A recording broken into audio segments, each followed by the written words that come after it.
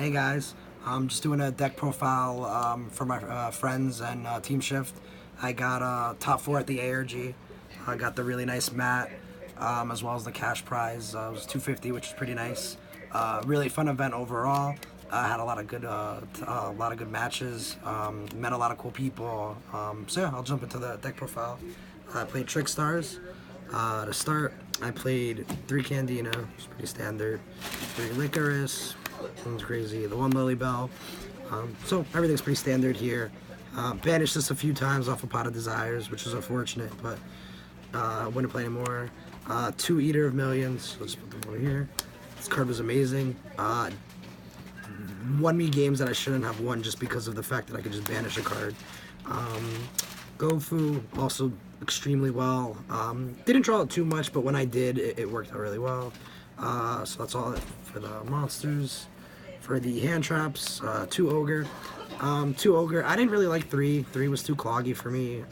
Realistically, it's the worst going against spirals. Like, you can stop, like, Resort, but it doesn't really do that much compared to, like, the other hand traps. So, 2 turned out to be the right number for me. 3 Ash, in my opinion, just the best hand trap. 3 Droll. This card was extremely good during the weekend. I played a lot of Spiral, which was pretty good just having this in. Funny enough, I did not do the Droll combo at all this weekend. Would have been nice if I did, but just never came up. And then just 1 max team.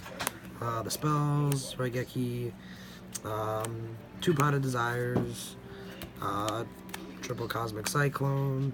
Was pretty good. I still liked playing the 3 Cyclone. I know some builds, let's say, chose to play some other techs, or just cards in general, but definitely worked out pretty well.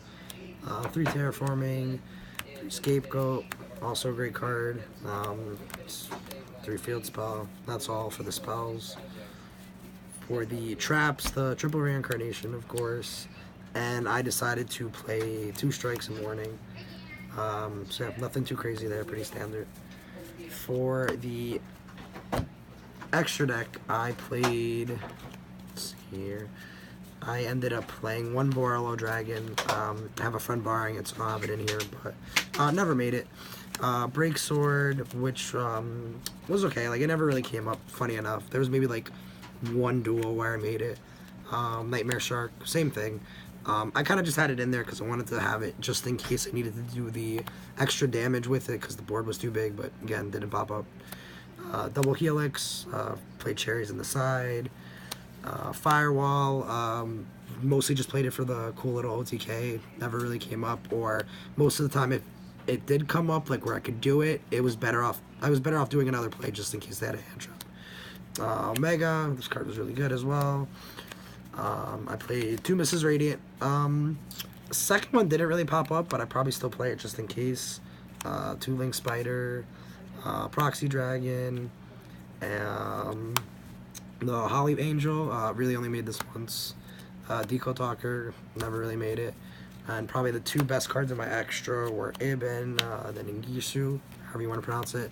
I made this probably, I don't even know, 5 games realistically, like or 5 matches overall. The combo just making this and then drawing a card, being able to send. A lot of the times it gave me enough damage to clear something out and then be able to put damage for game, which was really good. For the side, played 3 Cherries. I was between this and Gammas. Gamma was kind of just, it took up a lot of space in all honesty. Like, I know it's 3 cards versus 4, but just having that and the fact that it doesn't necessarily kind of win you the match against Spirals, whereas this is just a lot easier because you get really Helix, don't have to worry about anything stopping you really. Kaiju package, pretty standard, just deals with big monsters.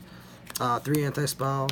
I was a little bit worried about Magicians, and I just wanted a good card going first against them.